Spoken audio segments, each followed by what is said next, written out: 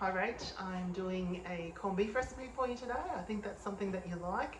I'm doing it on the stovetop. Normally I do it in a slow cooker, but I think you don't have a slow cooker, so I'm going to do it on the stovetop for you.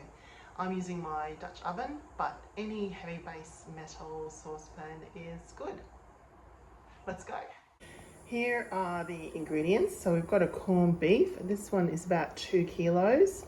I've got 3 carrots. I'm only going to put one in the pot to cook with it at this stage. And then later on I'm going to use a couple when I serve it. The carrots are for sweetness. I don't think it's necessary to add sugar to corned beef, but I just use the carrots. I just like a light, natural sort of sweetness. I'm using whole peppercorns. They're great, and I use like a teaspoon of those. I'm using a large onion, and I'm also using herbs as well. These herbs are from my garden. I've got bay leaves, thyme, rosemary, and some parsley stalks. So what I'm aiming for is to flavour the broth that you're cooking the corned beef in. I like my broth to be faintly sweet. I like it to be peppery. I like it to have an oniony tang, and I like it to have a herbaceous flavour. All of these herbs aren't necessary, but you would have to put at least about 3 bay leaves in. But as you know, I've got lots of herbs growing in the garden, so I've just picked a whole bunch of them. The other thing you see added often to corned beef when it's being cooked is vinegar. You can use either red wine vinegar, white wine vinegar, malt vinegar, that's an old-fashioned brown vinegar, or apple cider vinegar. Any of those would go well. If you're going to use vinegar, you need to add sugar to balance the sourness of the vinegar. However, I prefer not to add extra sugar, and I don't feel it needs too much of a vinegar flavour. I like it just with these lovely, simple, natural flavours. So I don't add that, but you could. Some people add garlic. I don't think it's necessary at all for corned beef. I also, when I fill it up with water, I don't add stock. I don't think it needs stock, just plain fresh water from the tap. Just specifically on the corned beef will shrink a lot by about 1/4, I'd say, during the cooking time. When you prepare it for the pot, first of all, you're going to wash it underneath running water, just to get rid of any excess salt and any impurities, as much impurities as you can, before you put it into your cooking pot. So here is the corned beef in the pot, all washed now. Leave that fat cap on the corned beef. Don't cut that off, because that will help to hold the corned beef together throughout this long cooking process. This corned beef weighs about 2 kilos, but this is a really big Dutch oven. So I think probably if you've just got a normal size big pot, you might want to stick to between about 1.1 to 1.5 kilos, I'd say. So here are all of my ingredients in the pot now. I'm going to fill it up with water just until it covers the top of the corned beef. And I may need to, throughout the cooking process, top it up with a little bit of freshly boiled, not cold, freshly boiled hot water from the kettle from time to time, because it does cook for so long. The recommended time for cooking, I think on Google, is about 1 hour per kilo, but I'm probably going to cook this for about 2.5 to 3 hours. That's the level of tenderness I'm looking for. I don't want it to be so soft that it's shredded, like pulled pork, but I don't want it to be firm either. So I usually cook a bit longer than the recommended time. But we will test with a fork, and I will show you that so you can see what I'm looking for. So here is the pot with the water in it now. I've filled it up almost to the top. There's about 1 centimetre or 1/2 centimetre of the corned beef just above it. As you can see, it only just fits in this big pot. We usually like to cook up a big cut of corned beef because we love slicing it up and dicing it up and keeping some in the fridge and freezer for the next few days, because we love corned beef sandwiches and we love corned beef fritters too. So that's why we like to make extra. I will probably cook this for about 3 hours probably. The usual recommendation is an hour per kilo. This cut is about 2 kilos, so I'm going over the usual recommended time, but that is what I prefer. I like it to be really fork tender, so if you put a fork into it and sort of twist the fork, the fibers easily break up without too much resistance. Not to the level of shredded pork. I don't want it to be so soft that you can't cut it into slices, but I want it to be soft enough so that it's very, very tender.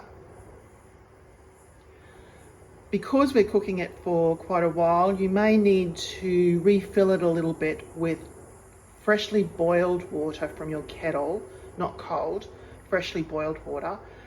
Maybe 2 times during the cooking process. Just lift the lid and check it, make sure it hasn't got too low. It needs to be close to the top of the meat. So I'm just going to check the corned beef. Now if I just go on the surface of it, I can sort of break it a little bit, but if I want to go a little bit further, I can't really break it. It's quite stiff still inside, so it's not cooked yet. I did turn it over before. So we'll keep cooking for another hour, which would bring it up to 2.5 hours. All right, so it's been 2.5 hours now. Just going to test again.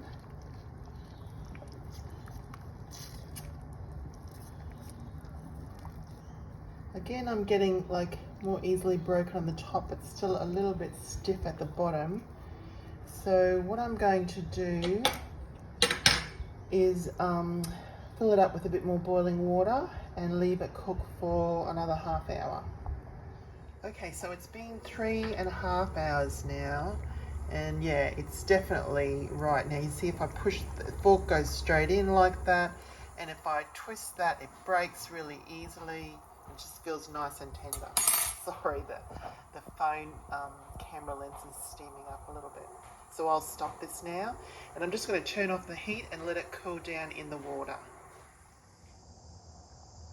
Hi Rach, this is Future Mandy. I've just uploaded that video and watched it through, and there's just a couple of things I don't think I explained clearly, and I just want to make sure I give you the right advice.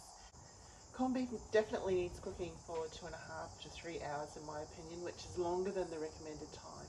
In the video I just uploaded for you, I cooked this corned beef for 3.5 hours, I think I said, but I actually forgot about it and left it in the pot a little bit longer. I think it probably would have been done by about the 3-hour mark. You really don't go wrong with a 3-hour cooking time for corned beef. It depends a little, of course, on the size that you get. So when you're thinking about buying a corned beef, look at your pot first before you go out, so you buy one that will fit into your pot. If it's quite a small corned beef, you know, about the 1 kilo mark, you might only need to cook for 2.5 hours. Remember to turn it over at least once in the cooking time. As I said, I cool mine down in the pot, in the water in the pot, but take it out, and it's got to be cooled down quite a bit to slice it. It slices a lot better and keeps its form better when you slice it when it's cooled down quite a bit, rather than very hot straight out of the water. To store it, you should wrap it in a couple of layers of alfoil, or 1 layer of glad wrap and 1 layer of plus 1 layer of alfoil in the fridge, and it will keep well for up to 3 days in the fridge, no problem.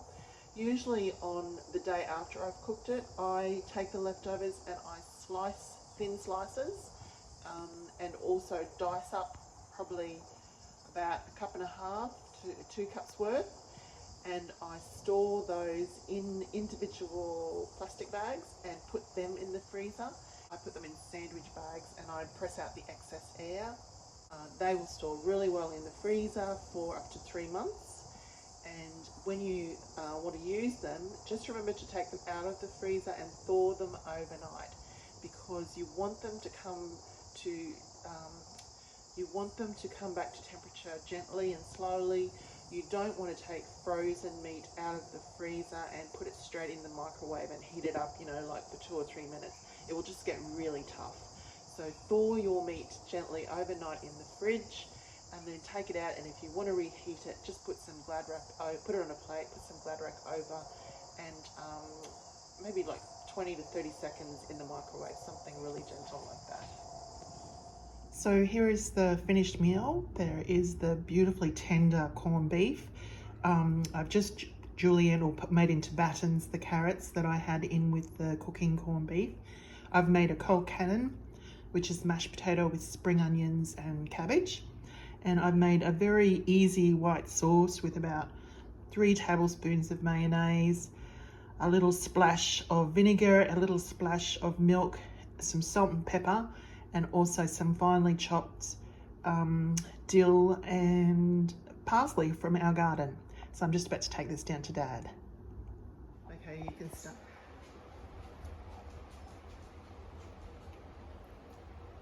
How is it, Dad? The meat's very nice, very tender. Oh, that's good. Do you want to try the Colcannon now? I'll try the Colcannon. Something we have very often. Sometimes we have Colcannon. An old Irish recipe. Do you very like it? Very nice too. All right, thanks, Dad.